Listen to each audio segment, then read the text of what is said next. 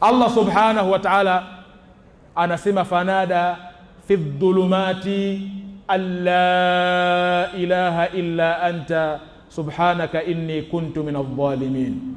Kesha bimaana tarakh, kesha Nabii Yunus alayhi salam akanadi annida, akaomba dua fi dhulumat, ndani ya viza, ndani ya tumbo la samaki, alla ilaha illa anta, ya kuwa hapana mola apasaye kuabudiwa kwa haki isipokuwa ni wewe, subhanaka, umetakasika na makosa ewe Mwenyezi Mungu, inni kuntu min adh-dhalimin, hakika mimi nimekuwa ni miongoni mwa watu waliodhulumu nafsi zao. Haya ni maneno yaliyozungumzwa na Nabii Yunus alayhi salam. Maneno haya alivyozungumza Allah subhanahu wa ta'ala akaja akasema fastajabna lahu wa najjaynahu min al-gham, tukamjibishia dua yake na maombi yake vile alivyosema tu, wala hakutumia kauli ya kuomba Mwenyezi Mungu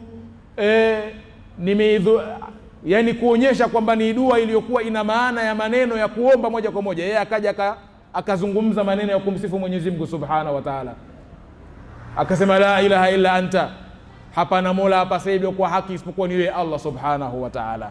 Kwa hivyo ndugu zangu waislamu watukufu, dua hii ni miongoni mwa dua ambazo Muislam anatakiwa aziombe wakati wa al-ghaib, wakati wa al-karb, wakati wa matenge, wakati wa shida, wakati wa matatizo, wakati amehumiwa, hana namna, hana njia ya kuweza kumtoa katika matatizo, hana namna, hana njia ya kuweza kumtoa katika nini? Katika shida, kama ilivyokuwa kwa Nabii Allah Yunus alayhi salam.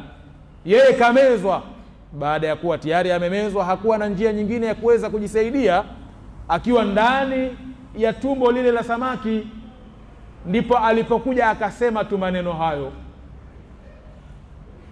Ndugu yangu Muislamu mtukufu, Allah subhanahu wa ta'ala anasema fastajabna lahu wa najjaynahu min al-ghammi, tukamuitikia maombi yake na dua yake na tukamuokoa, kumtoa katika matatizo, kumtoa katika shida. Wakadhalika nunjil mu'minin, basi na kama mfano huo alioufanya